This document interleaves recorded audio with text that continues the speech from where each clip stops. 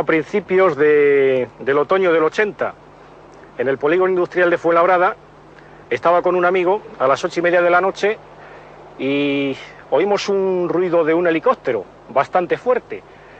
Cosa curiosa porque volaba demasiado bajo. Levanté la cabeza y realmente sí, vi un helicóptero que estaba volando sobre nosotros. Se le acercaba un objeto triangular con 3 luces, una en cada ángulo, opaco, oscuro, y circulaba bastante despacio, muy tranquilo, bastante más que en el helicóptero, que por lo que yo vi, se acercó unos momentitos a unos 2 o 3 metros de distancia, le estuvo observando y al cabo de unos minutos desapareció en el horizonte. El objeto siguió su camino en dirección a Getafe, que era la dirección que llevaba, y hacia allá se perdió. Una luz muy grande y parada, ¿no? Y nos quedamos un poquito quietas y en esto empezó a caminar aquella luz y casi llegó encima de nosotros.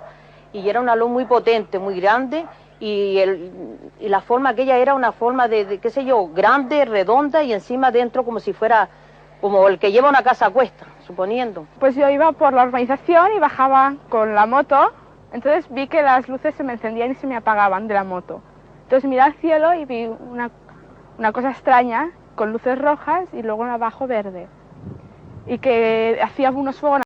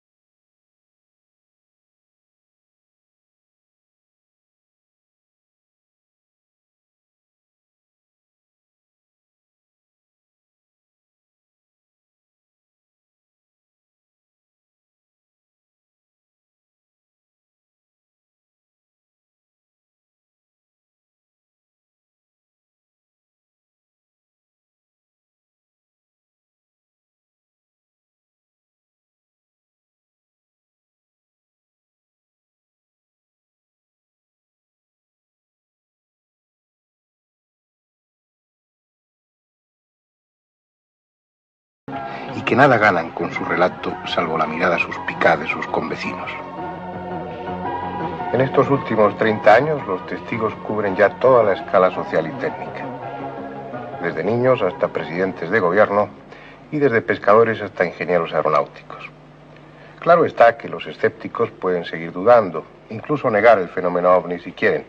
Al fin y al cabo son pocas las personas que han visto estos objetos, apenas 40 millones. Pero ¿cómo comenzó esta historia? Muchos de ustedes ya lo recuerdan. Fue hace bastantes años en Estados Unidos, exactamente el 24 de junio de 1947 a las 2 de la tarde. El protagonista fue Kenneth Arnold, un hombre de negocios de Idaho. Ese día volaba en su avioneta particular de Chase a Yakima, en el estado de Washington. No iba en línea recta. Tenía suficiente combustible y se desviaba con frecuencia por si veía los restos de un avión de la Marina que había desaparecido. Eran las 2 de la tarde y volaba a una altitud de 2.800 metros cuando algo llamó su atención desde la izquierda. Era una formación de 9 objetos brillantes. Arnold los describió como 2 platos unidos por su parte cóncava.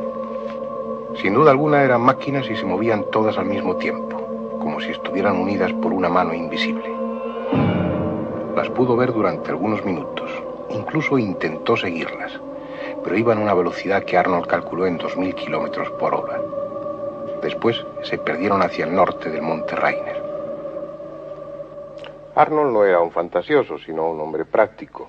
Por eso su testimonio fue considerado veraz por la prensa de entonces. Lo malo es que, fieles a la descripción que Arnold hizo de esos objetos, utilizaron ya ese término que se hizo luego muy popular de platillos volantes. En cualquier caso, esa observación de Arnold no fue una excepción.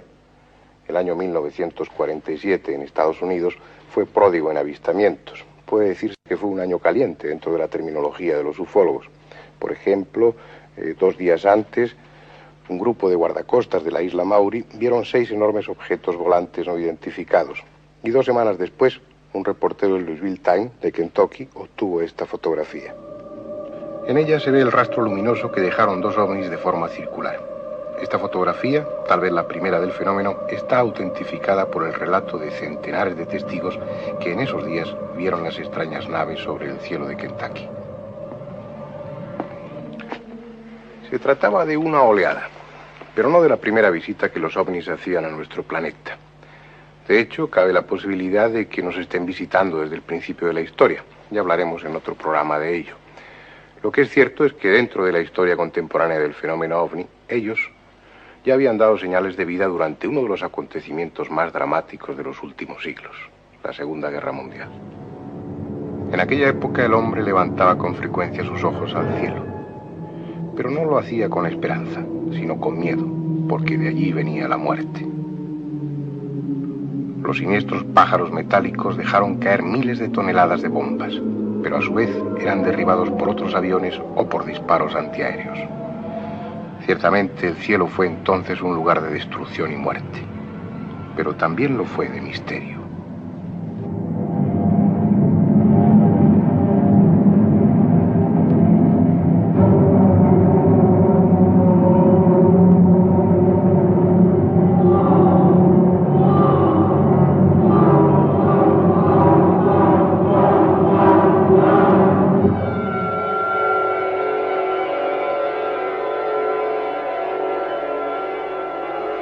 Los primeros en dar la voz de alarma fueron los pilotos americanos de la 415 Escuadrilla de Cazas Nocturnos, cuando realizaban una misión de guerra sobre el norte de Estrasburgo, pero inmediatamente otros más los vieron sobre el cielo de toda Europa. Se trataba de grupos de extrañas luces que perseguían a los aviones, luces que no captaba el radar y que se comportaban como si fueran inmateriales. Pronto no fueron solamente los americanos, sino que las escuadrillas de otros países también comenzaron a reportar la presencia de esas luces, aviones ingleses, alemanes, nipones, y todos ellos pensaron que se trataba de un arma secreta del enemigo. Apenas llegaban a los 50 centímetros de diámetro y era evidente que alguien las controlaba. Los Foo Fighters, cazas de fuego, como se les denominó entonces, seguían a los aviones lanzándose tras ellos, pero evitándoles cuando estos a su vez trataban de perseguirles. El final de la guerra pudo evidenciar que ninguno de los que tomaron parte en ella era responsable de los Foo Fighters.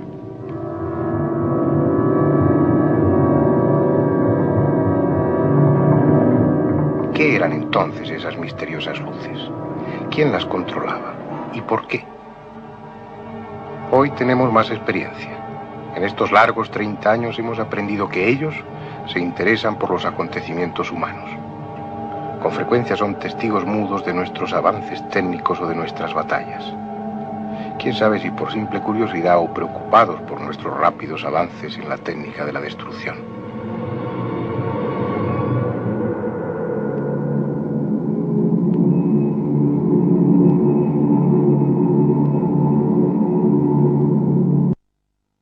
Pero vayamos despacio. Estamos hablando de ellos como de seres procedentes del espacio. Hemos comenzado a analizar el fenómeno ovni bajo la perspectiva de lo extraterrestre.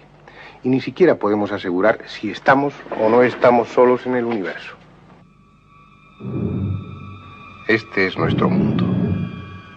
Hoy lo podemos contemplar desde el espacio y saber que, al menos de lejos, es algo hermoso. Hace 4.800 o 5.000 millones de años se formó este planeta. Al principio todo fue confusión y caos. Los elementos luchaban tras un orden, buscando un equilibrio. Lentamente, el infierno interior fue apagándose, permitiendo que la superficie de la Tierra se enfriara y adquiriese condiciones estables. Al fin, hace algo menos de 4.000 millones de años, se dieron las circunstancias precisas y surgió la vida. Con los 4 elementos básicos, hidrógeno, oxígeno, nitrógeno y carbono, se construyeron los cimientos de la evolución biológica.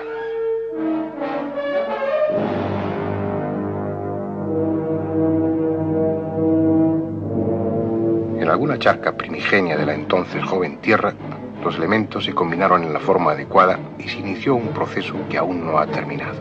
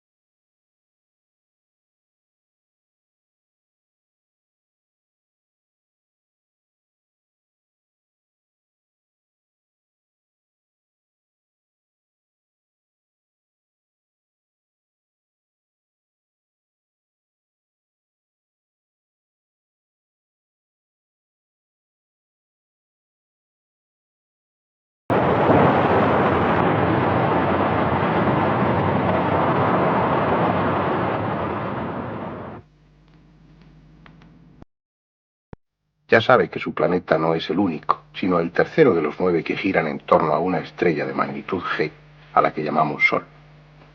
Empieza a conocer las auténticas dimensiones del universo y a plantearse si habrá otros como él, quizás en el mismo sistema. No tenía grandes esperanzas respecto a los planetas interiores. Estaban demasiado cerca del Sol como para reunir condiciones propicias a la vida.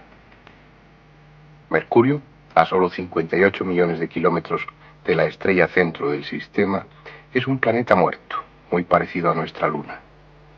Un cadáver de espantosos contrastes. Mientras en su hemisferio iluminado la temperatura pasa de 360 grados, en el lado oscuro desciende casi a 273 bajo cero. Nada vive allí, solo el silencio. Venus, el planeta que tanta fascinación ha ejercido sobre el hombre por su aspecto brillante y su tamaño casi igual al de la Tierra, es sin embargo un mundo incompatible con la vida tal como la entendemos. Una atmósfera densa y venenosa, formada por un 96% de dióxido de carbono, mantiene la superficie como un gigantesco invernadero, a más de 400 grados de temperatura. El radar nos ha permitido saber que allí hay montañas de 10 kilómetros de altura, pero probablemente nunca las veremos. Tampoco los planetas exteriores ofrecen mejores perspectivas. El mítico Marte, el planeta rojo, no tiene canales, ni agua, ni prácticamente oxígeno. No obstante, hablaremos de él en alguna ocasión porque, pese a todo, guarda una relación aparente con el fenómeno OVNI.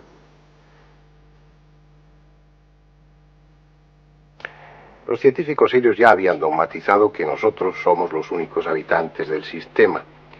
Sin embargo, les queda la suficiente dosis de romanticismo como para pensar que más allá del espacio existen seres inteligentes. Por eso en los proyectos Pioneer y Voyager se incluyen sendas placas dando noticias de nuestra existencia, de quiénes somos, de dónde vivimos. No es que se espere encontrar a otros hombres en los planetas exteriores del sistema solar.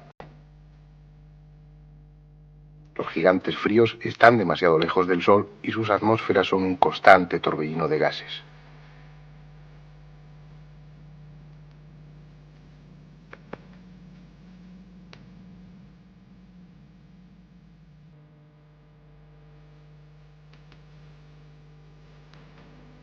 Tal vez sus satélites, algunos de enormes dimensiones, ofrezcan mejores perspectivas.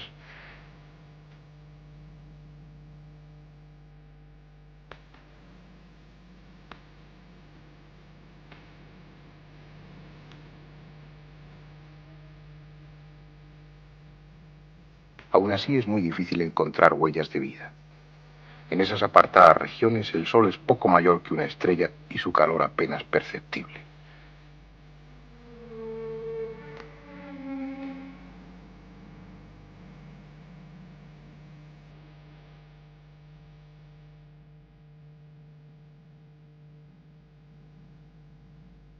En cualquier caso, valdrá la pena llegar hasta allí y contemplar tan grandioso espectáculo.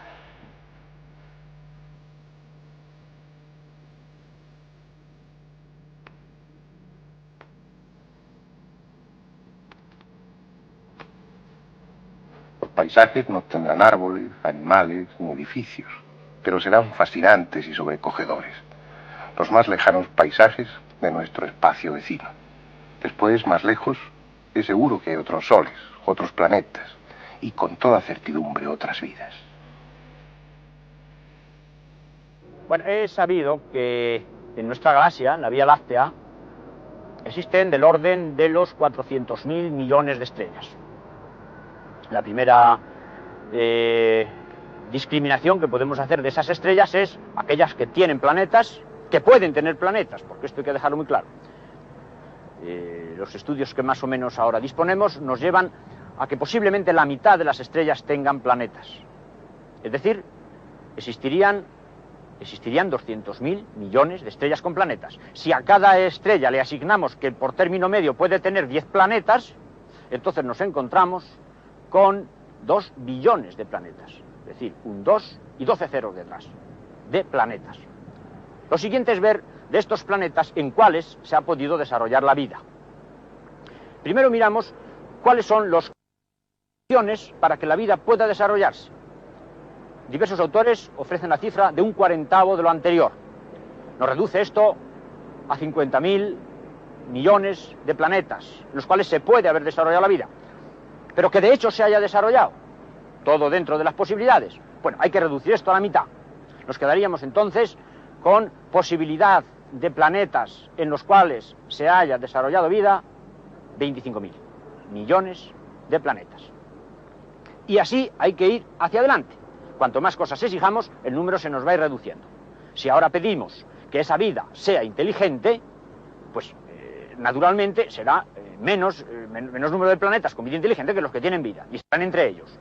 Podemos reducir esto en otra mitad. Nos quedamos ya, pues no sé cómo llevamos los cálculos, pero aproximadamente ya con 12.500 millones de planetas. Estos serían los que podrían haber desarrollado una vida hasta a unos niveles de civilización prudente, como la nuestra, mayor que la nuestra, menor que la nuestra, en fin, donde haya más o menos una cierta civilización.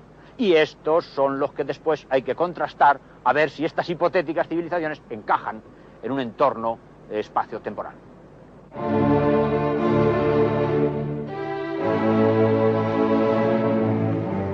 Somos una pequeña partícula de un inmenso universo. Un universo para el que algunos astrónomos dan el fantástico tamaño de 10 elevado a 70 kilómetros cúbicos. Un universo que escapa casi a los conceptos físicos y que exige definiciones cerca de lo espiritual, porque no es finito en el tiempo, sino que goza de una especie de instante eterno. Una situación estacionaria de creación continua, sin principio y sin final.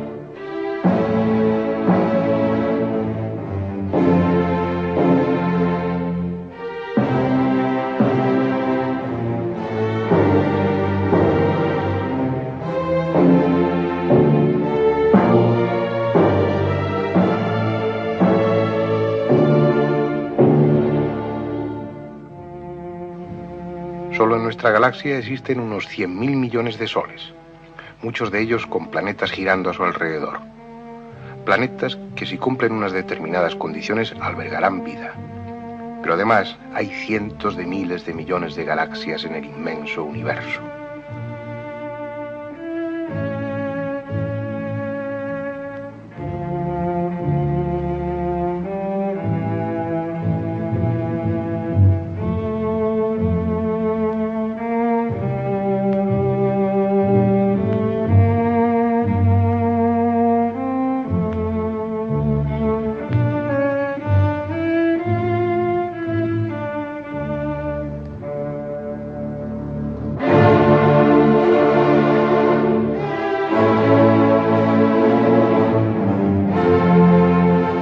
Visto bajo esta perspectiva, el espacio no es un lugar bello y estéril, sino un auténtico hervidero de vida.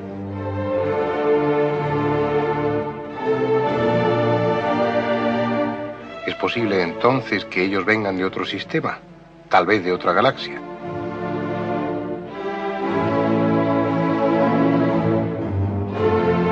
¿Acaso sus naves, su técnica son tan ajenas, tan diferentes?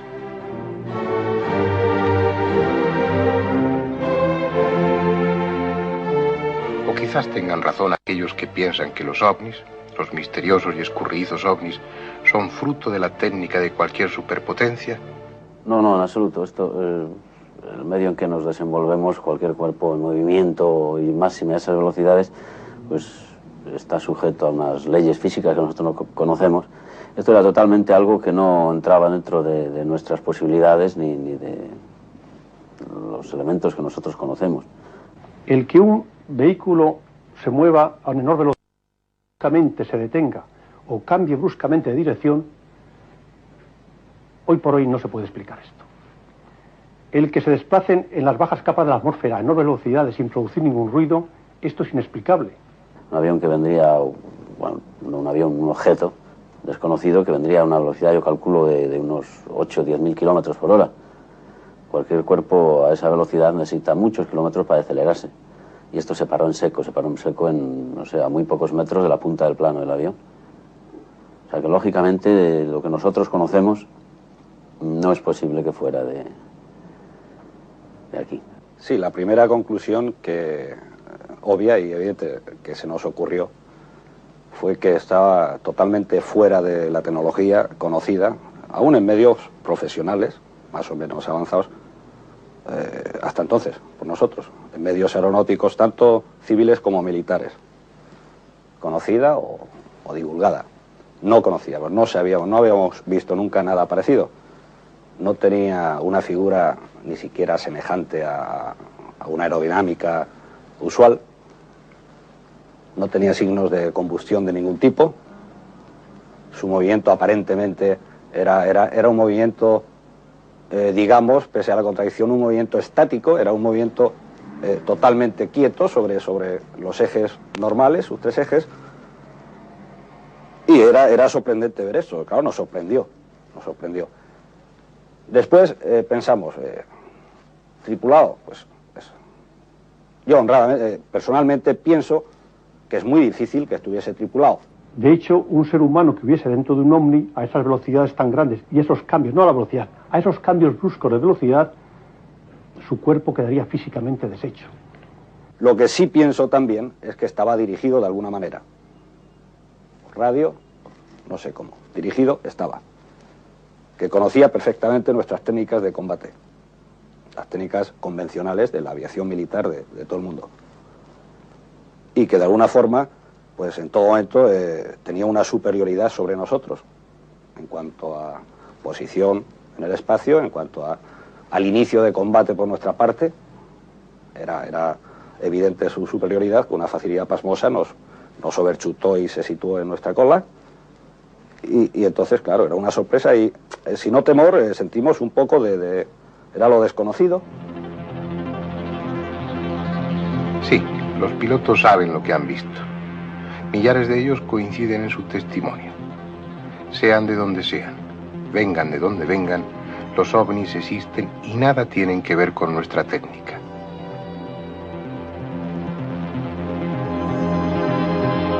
Pero además está el relato de millones de testigos. Algunos probablemente se confunden con globos sonda, aviones o hasta estrellas. No faltarán incluso los que mientan por una u otra razón. Pero aunque solo la mitad de esos 40 millones estén en lo cierto, el peso de sus voces transforma al tema en una de las incógnitas más apasionantes de este siglo. Algunos los han visto de lejos, otros a poca distancia. Algunos han entrado dentro de esas naves, incluso los hay que han sido raptados por ellas. Y unos pocos han muerto por su causa. Sí, accidental o intencionadamente, esos fantasmas del espacio, esos vehículos que según la ciencia no pueden existir, han causado la muerte de algunos terrestres. Hubo una primera víctima a la que siguieron otras, pero en este programa de introducción es forzoso hacer referencia y en cierto modo rendir homenaje a Thomas Mantell. Los hechos sucedieron en Estados Unidos. Muchos testigos de Madisonville, en el estado de Kentucky, vieron pasar un enorme objeto por el cielo, de unos 70 metros de diámetro, que parecía dirigirse hacia Fort Knox, el lugar donde se guardan las reservas de oro de los Estados Unidos.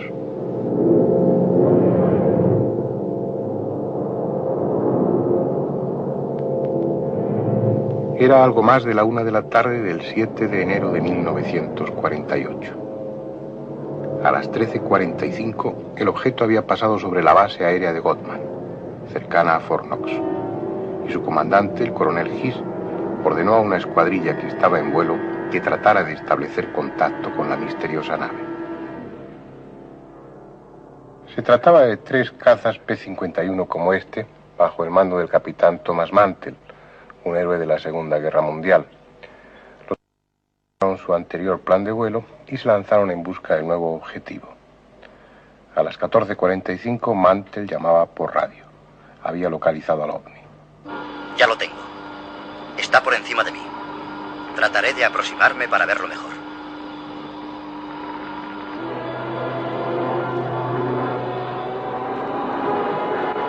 Ahora lo tengo enfrente. Parece metálico. Es gigantesco. Ahora se eleva. Va tan rápido como yo. Voy a subir hasta 6.000 metros. Si el objeto continúa elevándose, abandone la persecución. Ya está llegando a su techo, capitán. No consigo alcanzarle. Haré un último intento.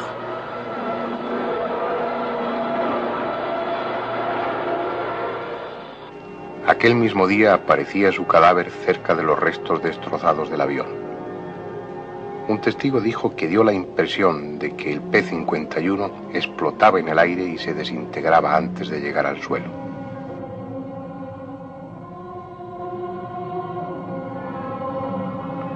¿Fue destruido por el OVNI?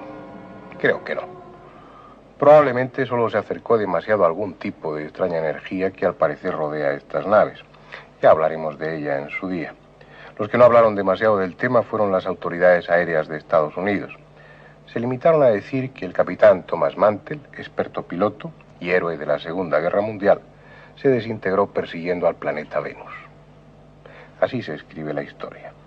No se extrañen demasiado de esta fantástica conclusión.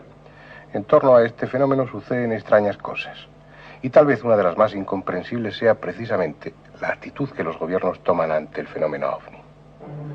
La CIA fue creada en 1947 y ya en septiembre de ese mismo año recogió en sus archivos el primer informe OVNI.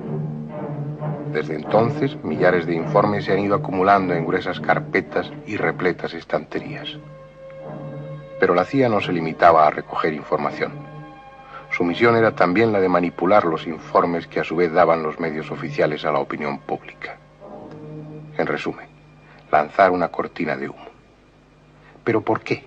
Bien, los medios oficiales norteamericanos, el Consejo de Seguridad Nacional, desde un principio decidió no hablar abiertamente sobre los ovnis, correr una cortina de humo sobre la existencia real de los objetos volantes no identificados, por tres razones principales. La primera es una razón militar y de defensa, y también simultáneamente de ignorancia.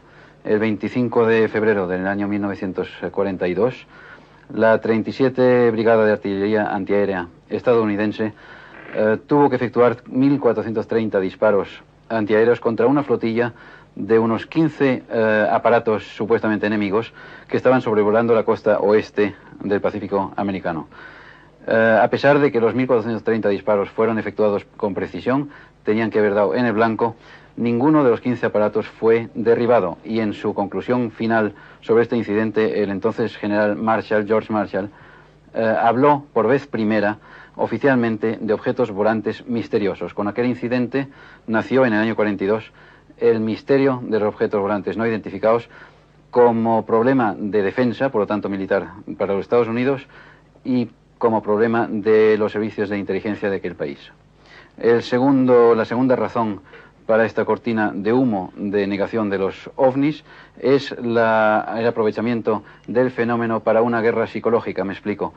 En los años de la Guerra Fría se pensaba que el enemigo, la Unión Soviética en este caso, podía aprovechar el avistamiento masivo de ovnis sobre cielo norteamericano con el fin de hacer creer que realmente eran armas secretas rusas, con lo cual creaba en el ciudadano norteamericano una psicosis de superioridad del enemigo, con que fácilmente podía crear el pánico entre la población civil estadounidense. Y la tercera razón era el peligro que constituía para el gobierno americano la proliferación de grupos de investigación privada, de investigación del fenómeno OVNI, debido a que estos grupos lograban adeptos rápidamente, en gran cantidad, y además adeptos muy fieles, que se especulaba a nivel de inteligencia, y todavía se especula hoy, pueden ser empleados en cualquier momento por un gobierno extranjero o incluso por un grupo terrorista para intentar alguna acción hostil a los intereses del gobierno americano.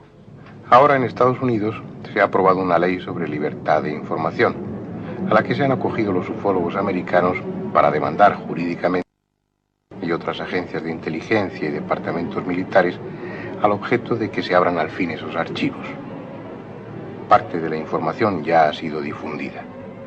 Bien, dentro de la acción judicial emprendida contra la CIA y otras agencias de inteligencia americanas, hemos logrado reunir hasta la fecha alrededor de unas 1.200 hojas de información procedente de sus archivos y relacionada con el fenómeno OVNI. La CIA manifiesta haber retenido como ultrasecreto 57 documentos que no da a luz pública, 57 documentos entre los que puede perfectamente estar aquellos que hablan de los supuestos ovnis que los Estados Unidos poseerían en la base de Wright-Patterson y de los supuestos cadáveres de tripulantes de estos ovnis que poseerían en la base de Langley en Norfolk, en Virginia. Por su parte, la Agencia Nacional de Seguridad afirma que retiene como clasificados 131 documentos cuya publicación comprometería a la seguridad nacional norteamericana. Sin embargo, podemos deducir que existen muchísimos más documentos retenidos, aparte de los documentos que poseemos y que están tachados en gran parte, por ejemplo, de 10 párrafos hay 8 o 5 párrafos tachados en un solo documento, a veces. Podemos deducir que hay muchos más documentos retenidos, por cuanto los casos que conocemos los investigadores privados son muchísimos más de los que hemos encontrado en los documentos obtenidos a través de la acción judicial. Voy a poner solo 3 ejemplos. Uno es el ejemplo del piloto Gary Powers, que en mayo del año 1960 fue derribado sobre la Unión Soviética, tripulando el avión espía U-2. Gary Powers, después de derribado, después de vuelto a Occidente, manifestó que en su derribo había concurrido circunstancias que le hacían creer que estaba presente un objeto volante no identificado en el momento de su derribo. Gary Powers en aquel entonces era además todavía agente pleno de la CIA y por ello su caso debería figurar en estos documentos. No figura, sin embargo. Por otra parte, tampoco hemos encontrado ningún documento de los que Juanjo Benítez, por ejemplo, obtuvo del gobierno español, los 12 documentos que inicialmente obtuvo, ni ningún otro documento oficial del gobierno español, y sin embargo sabemos que existen. Y como tercer ejemplo pondré el del Congreso de Acapulco, el primer Congreso mundial del fenómeno OVNI, celebrado en 1967 en Acapulco, que tampoco se menciona ninguna ponencia, a pesar de que ahí habían concurrido investigadores de primera línea de todo el mundo, y sin embargo sí hablan los documentos de otros congresos mucho menos importantes. Por lo poco que en este momento sabemos, los ovnis han sido perseguidos e incluso ametrallados por los aviones militares de varios países. Y en cierto modo no les falta razón. Esas naves misteriosas están continuamente violando el espacio aéreo de las naciones. No dan ningún tipo de explicación y parece traerles sin cuidado cuál sea la actitud de los gobiernos respecto a ellos. Hace 13 años, en octubre del 69-70 aproximadamente, entonces estaba destinado en una unidad de la Defensa Aérea Española, una unidad de caza. Volábamos los aviones Sabre, F-86, y era durante el desarrollo de un ejercicio periódico mensual, un ejercicio Red Eye, conjunto con las Fuerzas Aéreas Americanas. Y salimos a volar de alarma, un scramble simulado, dirigido por el radar de tierra. Nos dirigió a una traza desconocida, supuesto enemigo del ejercicio, cuya traza teníamos que interceptar. Íbamos 2 aviones en formación cerrada y nos dirigimos al punto donde nos mandó el radar.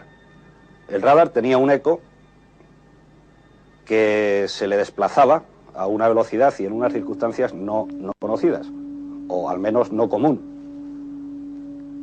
Nosotros no tuvimos contacto inicial visual con el objeto y después de varias interceptaciones frustradas, pues procedíamos a la base sin haber logrado encontrar el avión o el objeto en cuestión. Ya de vuelta a la base, vimos a la posición de nuestras 11 de reloj, vimos un brillo, pensamos que era un avión del ejercicio, del bando supuestamente opuesto, y nos dirigimos hacia él para efectuar un combate simulado. Cuando estuvimos cerca, vimos que el objeto no era un objeto con una forma usual ni conocida de avión, era una especie de huevo metálico vertical, y nos sorprendimos, pero fuimos hacia él.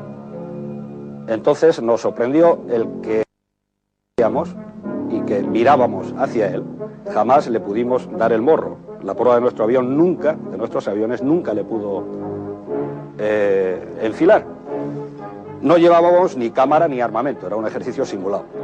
Pero, para mayor sorpresa nuestra, no solo nos overchutó en idioma aeronáutico, sino que se situó exactamente en mi cola. Yo era el segundo avión y se nos pegó en la cola.